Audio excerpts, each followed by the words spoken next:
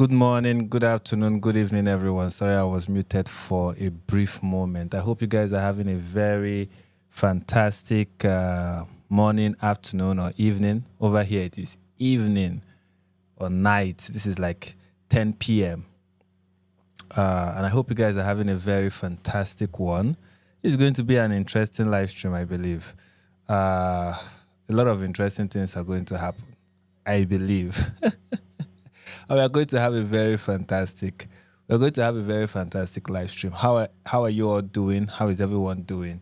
I know I have been away and you guys have missed me. But before I start giving all my introductory monologue or speech, whatever it is called, Happy Mark is just so happy to see me. That is why he is Happy Mark, okay? And I appreciate that 100%. All right, I'm happy to see you too, Happy Mark. And I'm happy that you are here. You know, for a brief moment, I was like, oh, I've lost my fans. I've lost my touch. Once upon a time, there was a time that I used to have more number of views. But yeah, I am after how many months of being away. And there is no one here to welcome me back. So before I go into my introductory monologue, I just want you guys to smash the like button, ring the notification. What am I saying? Smash the like button and share this to your friends and family. And subscribe if you're not yet subscribed. And ring the notification bell so you'll be notified whenever I go live. I think that's what I'm supposed to say, but it's been a while, so I've forgotten how to say all these things. Even on my new channel, I rarely do like and subscribe. You know, I rarely say any of that. Or subscribe, you know, I rarely do any of that. But yeah, it's been a while that I'm away and I'm kind of rusty with the whole live stream to me. It's like, I'm not used to live streaming. I used to live stream very regularly before. But interesting times. Okay, yeah, so I have been away and been working on so many things. My life has been an interesting living experience. That's what my life can be best described as at this point. An interesting living experience.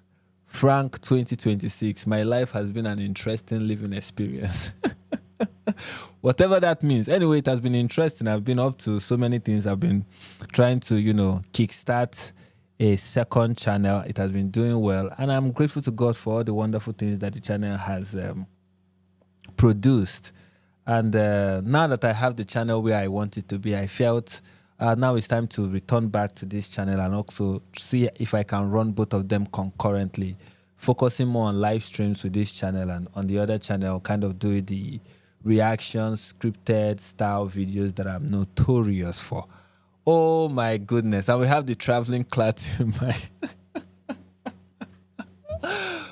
we have the traveling clat in my comment giving 180 shekels. You see, this is the Mossad. Pay me that 7,000 US dollars that I need. Thank you so much. I really appreciate you, the traveling clat.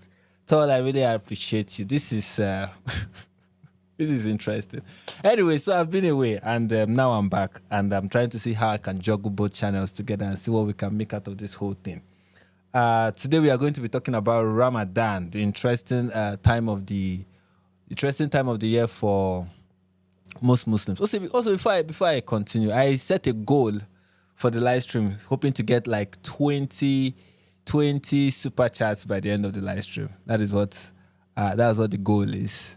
Then we'll see if we'll be able to hit that. Anyways, so yeah, moving on. We're going to be talking about Ramadan. We're going to be talking about Ramadan and the beauty of Ramadan and everything that it entails. We are going to be looking at the truth, okay?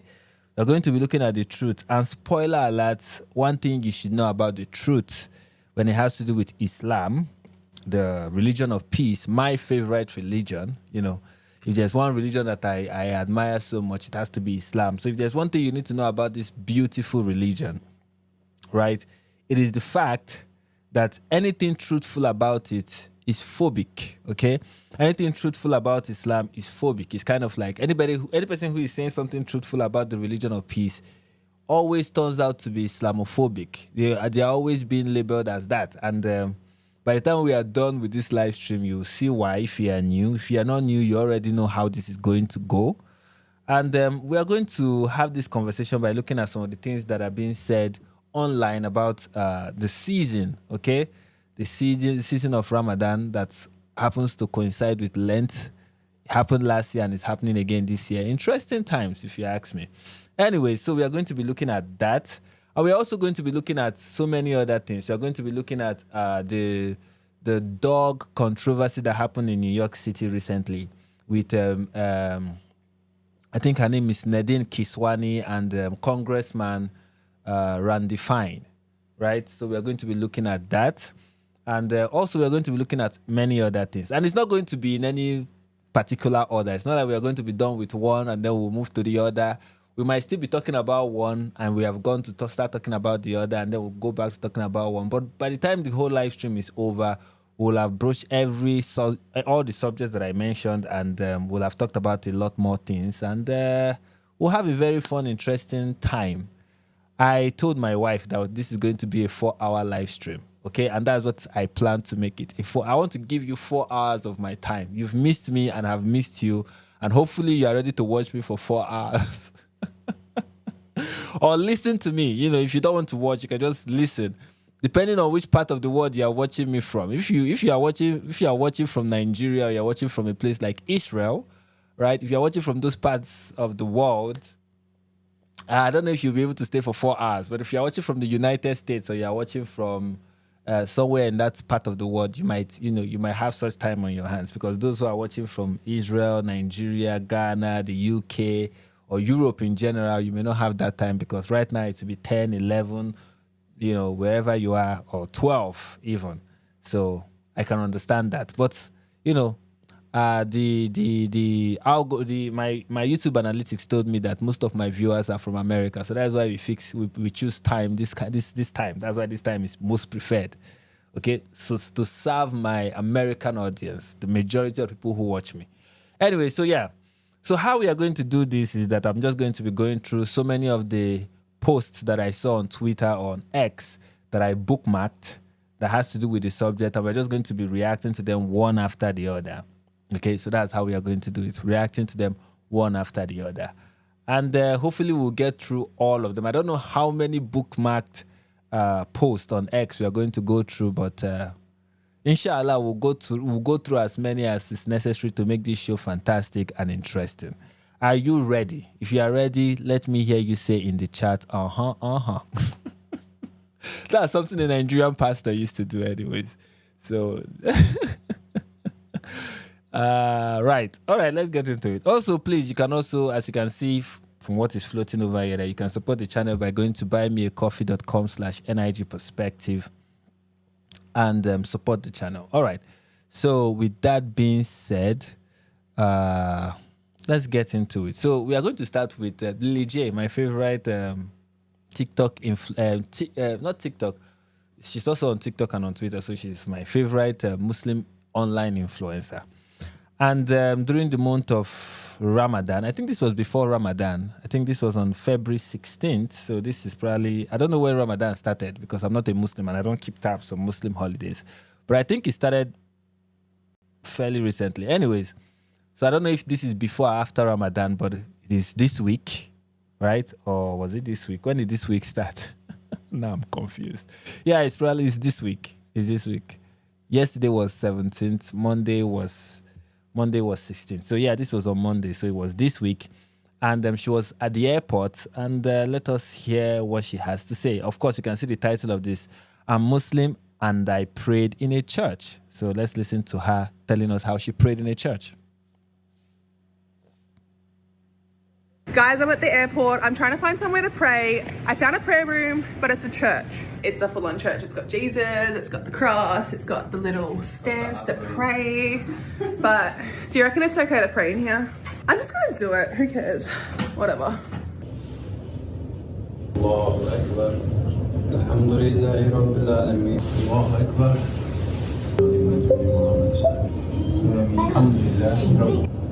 May Allah final shorting announcement.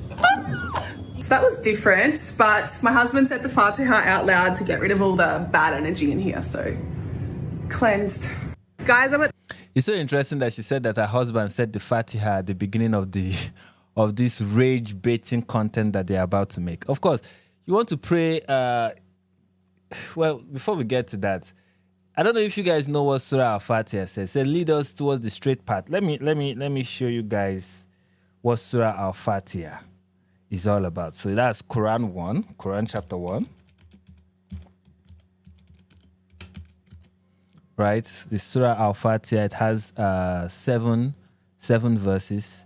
Interesting fact about Surah Al-Fatihah is that there was a debate in the early Muslim communities among early Muslim scholars about whether Surah Al-Fatihah should be part of the Quran.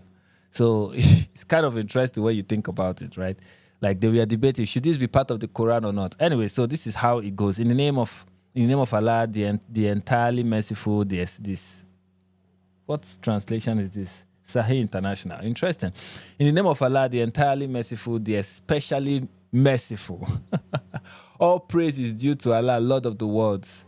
The entirely merciful, the especially merciful. You know, it's kind of interesting how Allah keeps reminding Muslims that He's very merciful, because when you read the rest of the Quran, you start doubting it.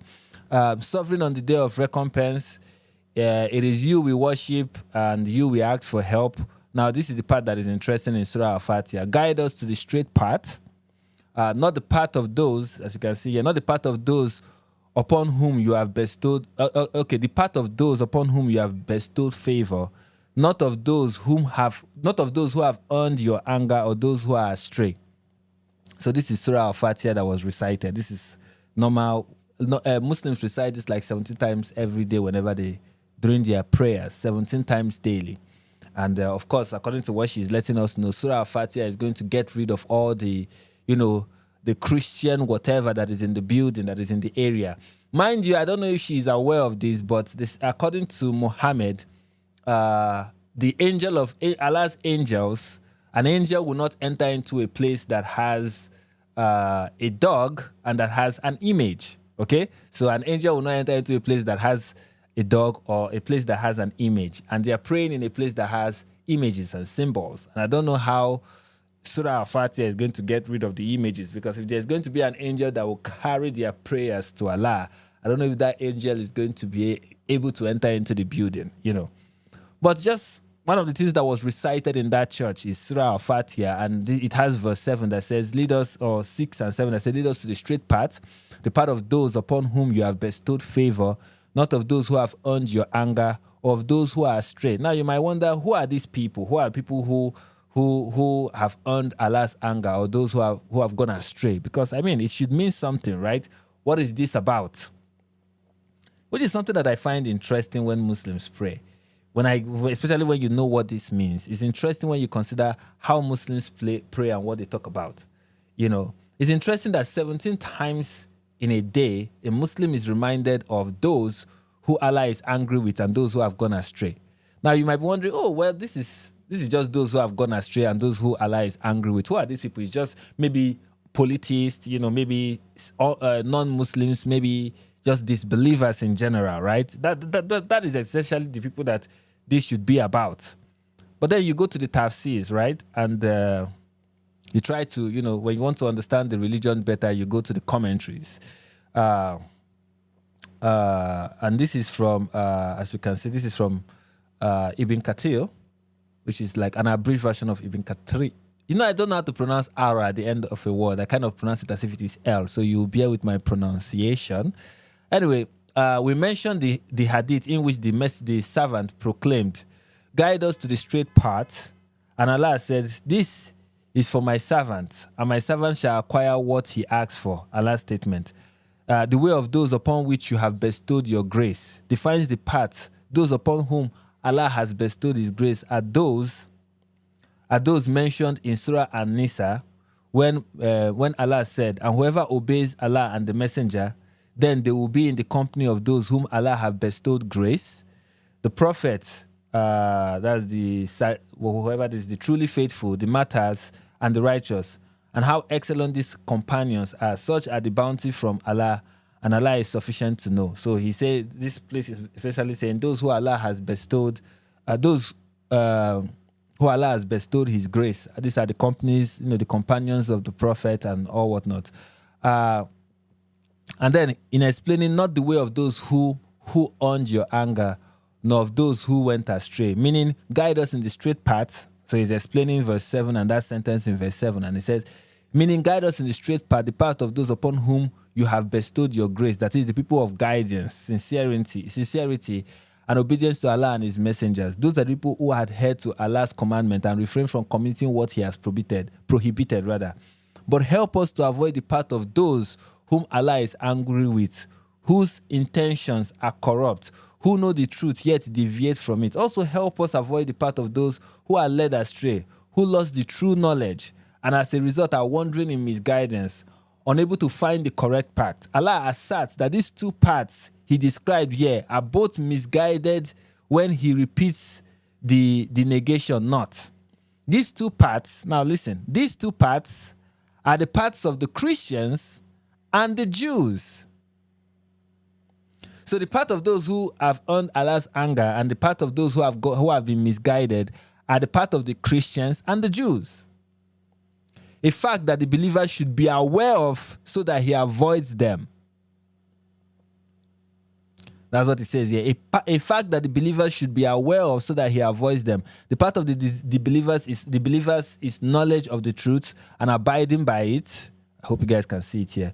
So the part of the believers is knowledge of the truth and abiding by it. In comparison, the Jews abandoned practicing the religion while the Christians lost the true knowledge. This is why anger descended upon the Jews, why being described as led astray is more appropriate of the Christians. Those who know but avoid implementing the truth deserve the anger, unlike those who are ignorant. The Christians want to seek the true knowledge but are unable to find it because they did not seek it from its proper resources. This is why they were led astray. We should also mention that both Christians and Jews have earned the anger and are led astray, but the anger is one of the attributes more particular of the Jews. Allah said about the Jews, those who incur the curse of Allah and his wrath. That's Quran 5 verse 60. The attribution of the Christians deserve most of the attribution that the Christians deserve most is that of being led astray, just as Allah said of them, who went astray before and who mislead many and strayed themselves from the right path. Quran 5 verse 77. So you can see from this, and if you read so many commentaries, it's the same thing you are going to get, that the part of those who have incurred Allah's anger are the Jews, and the part of those who have been led astray are the Christians. And she went and she said that in a church. Now, obviously, she's doing this to rage bait. She knows that this is offensive to Christians. But before you even talk about the offensive part, it's also just the fact of how obsessed Islam is with Jews and Christians. Just how obsessed they are. 19 times in a day. 19 times.